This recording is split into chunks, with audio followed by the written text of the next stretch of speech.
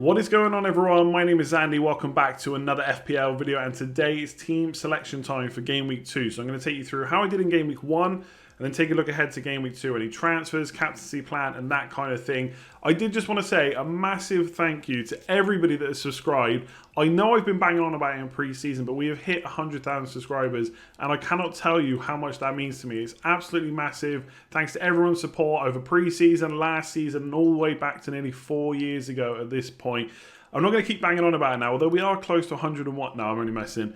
But thanks very, very much. We're still going to ask people to subscribe because I hope that they'll like my content. And obviously it really does help me out. But I'm going to stop going on so much about 100,000. I absolutely promise. But of course, if you do enjoy these videos, make sure to give it a like. And let's quickly talk about OneFootball. The season has started now. And if you haven't got a football app, you're going to need one. OneFootball, there's a very handy link in the description below. Make sure you use that. That's my link. That'll take you straight through to the Android or iOS store. You can download it. And the best thing is it's completely free. One of the things I love about it is the goal notifications on the weekend. I'll tell you my favourite goal notification from the weekend, Dominic Calvert-Lewin. What an absolute legend. As well as all that, you've got team news, lineup news, everything you need as an FPL manager, basically. So if you haven't already tried it, hit that link in the description below. It's completely free. Give it a go and see what you think. Okay, so Game Week 1, a score of 78. Pretty decent. I also started last year very well, and it went downhill quickly. So I'm very aware of that, hoping the same thing doesn't happen this season. But our overall rank of 376k. Now, obviously, for Game Week 1, your overall rank is the same as your Game Week rank.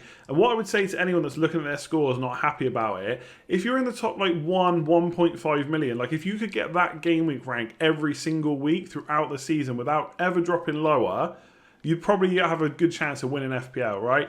It's about being consistent rather than having those 5-6 million starts, which obviously not ideal, but you can still pick up from there. So I'm pretty happy with 376k. It's a huge start. Let's look at the team quickly. I captained Aubameyang in the end. I did say for Liverpool, I did say quite a few times, look, I know Leeds are being touted as a good defensive team, but this is Liverpool at home. Didn't make me captain Salah, of course, in the end, but 20 points, you know what? I'll still take that. In defence, interestingly, I didn't go Reece James in the end. I went for Sice, who was incredible, 15 points. Reece James also did very well. When Chelsea conceded, I won't lie, I was quite happy that Reece James had conceded. And then he went and banged in a goal from what, like 20 yards within like a minute. And then he got an assist as well. So pretty good score for him too. I ended up going for Sice and Vinagre in the hope they both play. But if not, I knew I'd have one Wolves defender going forward. And ultimately, I want them. Their defence is so good. Started off really well. Sice could have had more than one goal, by the way. Absolutely incredible. And because Vinagre didn't play at all, Mitchell came on for me. So I'm quite glad I started with him. I kind of had to because I left my bench pretty bare with Shaw not playing as well this week.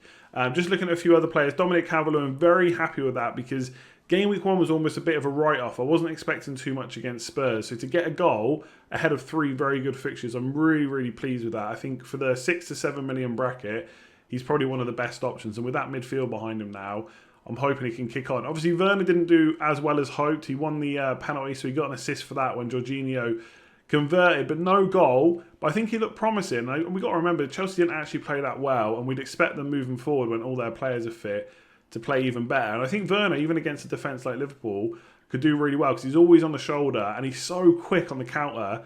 His goals are coming for him soon. So I'm quite happy with him too. And Aubameyang, look, just one goal, but essentially he got the same amount of open goals or goals from open play as Salah. Salah just happened to get 2 penalties. It happens sometimes.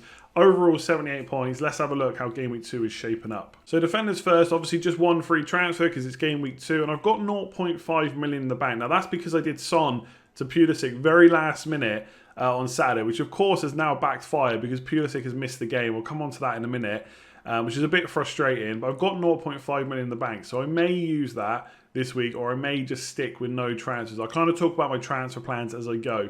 So in defence, I've actually got Steer on the bench for Aston Villa. And as far as I know, unless they sign someone, he's going to play. Now, there's all this talk about Martinez signing. It has not been confirmed yet. And obviously, if he does sign, there's a very good chance that he just gets lumped straight into the team. But if he doesn't, then I might actually play Steer against Sheffield United at home rather than playing McCarthy. If I don't have the opportunity to play Steer, obviously I'll just play McCarthy. I'm not expecting a huge amount of clean sheets from him. But I'm hoping in the 4.5 million range, he'll be right up there, for as long as I need him up until the wild card, basically. In terms of defenders, I know people are very worried about Trent Alexander-Arnold. He's being transferred out. Obviously, they did concede 3 to Leeds, which isn't great. But if you look at the kind of expected goals conceded, for both sides, to be honest, like Liverpool and Leeds, it wasn't that bad. And obviously, Chelsea away and Arsenal home are going to be tough, but we've got him in for attacking returns as well as defensive returns. And long term, he's basically a long-term hold, isn't he? So I know some people are panicking.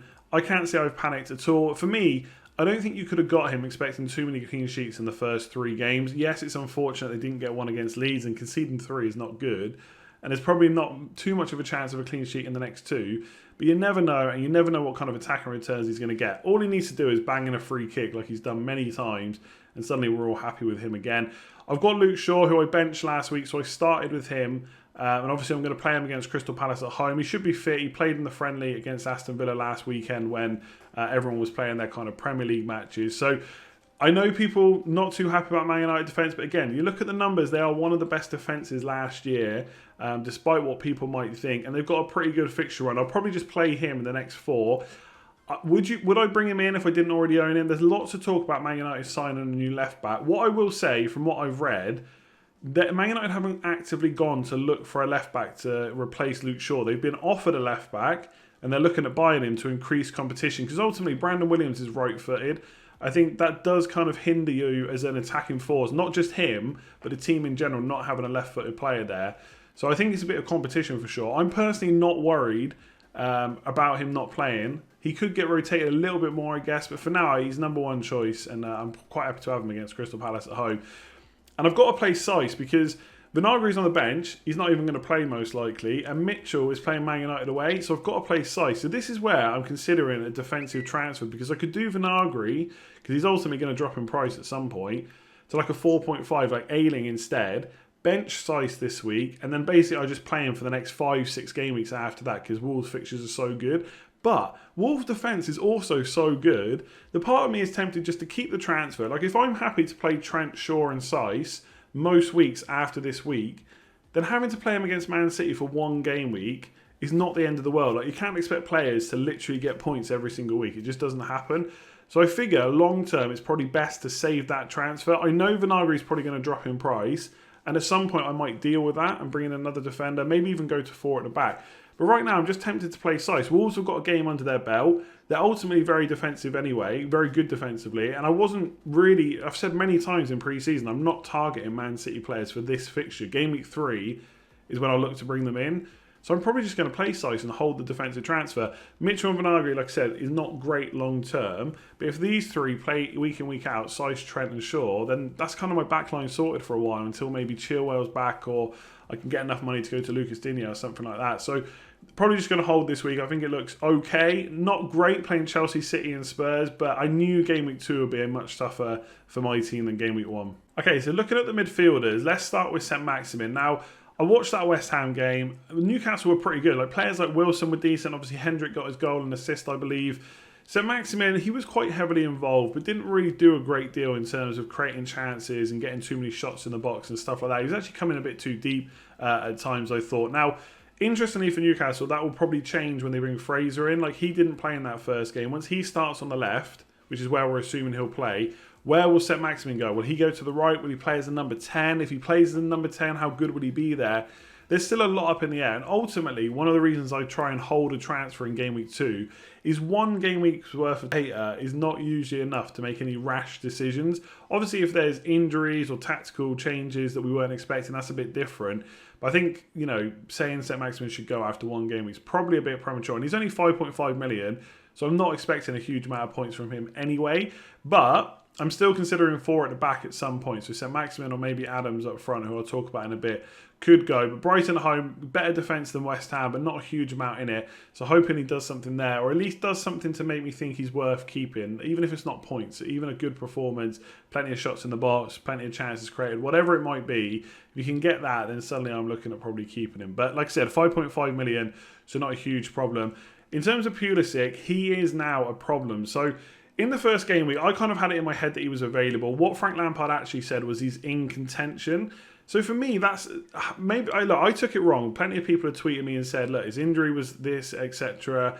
There's no way he was ever going to play in game week 1. But in contention to me sounded like he'll be in the squad, and the maximum risk I'm taking is that he gets benched and he comes on for 20 to 30 minutes. And I was okay with that because I thought if that happens, he's then got Liverpool, he's then got a really good run of fixtures, and I really want him in my team. So I took the risk of going for him instead of Son.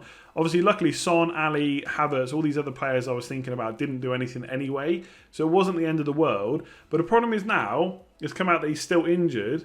And so if he's not available for Liverpool, then when is he actually going to start? And I don't want to get into a position where I'm holding a player where he'll be back soon, he'll be back soon. Because if he doesn't play against Liverpool, surely in game week 3, if he is actually available and not still injured, it's probably a bench start as well. Now, of course, he can get points off the bench, but I don't want to necessarily hold him for Liverpool plus 20 minutes against West Brom when I could go to someone else. So if he's ruled out this week against Liverpool, actually ruled out, not going to be on the bench potentially, I'm probably going to swap him to Son. Now, part of me is like frustrated at that because I had Son until 10:59 on Saturday and I switched to Pulisic, but that is not the way you should be thinking or I should be thinking either. I took a risk. I thought he would be in the squad at least. It didn't work out. What I can't do now is be frustrated that I made that move and then not go back. Now, whether Son is a good option or not, that's debatable. I think Spurs weren't great in game week 1, but what I would say is, again, trying to do samples off one game week, they played a very good Everton side. Allen was brilliant, Decore was great, and so was James Rodriguez. So that kind of caused Spurs a lot of problems. And Son did create a couple of chances, not really through on goal a huge amount. Like I would like to have seen him in the box shooting a bit more. But in the next 4 game weeks, he has Southampton, West Ham, and it's Southampton away, West Ham and Newcastle at home. So outside of the Man United game, which I believe is away, next 4 game weeks, Son is looking pretty good, I think. And ultimately, he'll be a placeholder for Pulisic later on when he's actually fit. Or maybe even Havertz. I want to see a bit more from Havertz before I switch to him. I could go James Rodriguez. 3 good fixtures. And he was creating a lot of chances in that Spurs game. But ultimately, I feel like if the goals are going to come from him or Son, obviously you do pay a bit more for Son, but it's going to be Son that gets them. So I'm not prepared to write him off or write Spurs off after 1 game week. Granted, yes, it wasn't great. But I think those fixtures, Southampton, Newcastle, West Ham, the next 4, are looking pretty good. So I'm probably going to go Pulisic to Son if Pulisic is ruled out. That's going to be my transfer this week. Yes, I'd rather save in game week 2, but it is what it is. You've got to manage your team. And if things like this crop up, you've got to react to them. It's just the way FPL is. In terms of Salah, Aubameyang, like I said last week on videos, I didn't get this Salah out of form thing. I thought it was crazy. 7 returns in 7 starts post-lockdown. Gets a hat-trick. Yes, okay, he's a little bit lucky to get the score he did because of penalties, but that's why I've got him over Mane, because he's on penalties. So there's no way I'm getting rid for a Man United player this week. One of the reasons is because I've got Aubameyang. So I'm more than happy to captain him. So I don't need a Man United captaincy option. And I'm going to want Salah back. You could captain Salah against Arsenal, Sheffield United in game week 6, West Ham in game week 7, maybe even Aston Villa away, which is in game week 4 or 5. So I'm keeping him. He's just not worth a transfer for me. And Aubameyang captain, I'm not put off by last week. I think West Ham are a poor defence. Right now, unless something changes over the next 4 to 5 weeks where we see defensive improvement in teams, West Ham are one of the teams I'm targeting. So Aubameyang, 100% my captain. Pulisic to Son if Pulisic is ruled out. So adding in the forwards as well, Che Adams eventually came in for Mitrovic on Saturday morning. One person actually messaged me, sent me a direct message on Twitter saying that I had early team news and it wasn't fair. I can safely say I've never had early team news, as much as it would be amazing. If anyone has any, feel free to send it through to me. But yeah, I just went for Adams because the first game week and the 4th game, I think they played West Brom in game week 4, and I thought they were going to do better against Crystal Palace. To be fair, both Adams and Ings should have scored in that game. 2 great saves from Guaita. On another day, they do score. And Spurs at home, I'm okay holding him. I keep talking about 4 at the back, potentially at some point, Adams and St Maximin. But to be honest, another move I've got in mind is, in game, yes, I've got 0.5 in the bank, which I'll probably lose if I do the Pulisic to Son move. But with Aubameyang going to De Bruyne in game week 3, that gives me 0.5 to spend on Che Adams. So I could actually go up to a 6.5. Maybe someone like Chris Wood could be a good option. But for now, there's no use in spending a transfer on that slot. Werner, like I've already said, I was actually quite impressed with. I thought he was one of the better Chelsea players. I mean, Chelsea as a whole didn't have a great performance against Brighton, to be honest. The score kind of flattered them a little bit. But I thought I was quite impressed with Werner, and if the players behind him were kind of on it a bit more, especially Havertz, and it's not necessarily his fault, like I certainly would not write Havertz off after 1 game, But ultimately, it was a pretty good defensive display by Brighton. And yeah, Werner had a few chances, but nothing major. But on another game, even against Liverpool, he's going to be on the shoulder. If you can get him behind, it could spell goals for him. So let's see. If not, game week 3 onwards, Chelsea got good fixtures, and I'm happy to hold him. I've not seen enough from one game week to think, wow, I've really got to get rid of him. He does have a knock, but it was just off that knee injury he kind of got when he won the penalty. But that was in the first half, and he played the rest of the game. So he'd probably be okay. But let's see what's said by Frank closer to the deadline.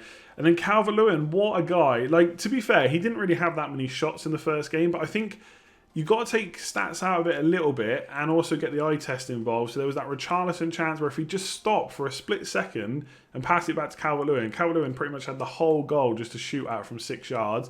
So it could have been a second goal. And there was also a chance where Allen played the ball through to him. He wasn't quite on it to go through on goal, but another day he's very, very close to being through one-on-one. So yes, the stats weren't great, but again, it's just one game, and it was against Spurs, and they did target the left-hand side quite a lot. So players like Richarlison, for example, were heavily involved. In another game, like West Brom at home, you'd expect that to be much easier, and I'd hope that Calvert-Lewin will get a few more chances. So we'll see what happens there, but obviously, I got him in because of the midfield 3 that's come in. They've come in, they look really good.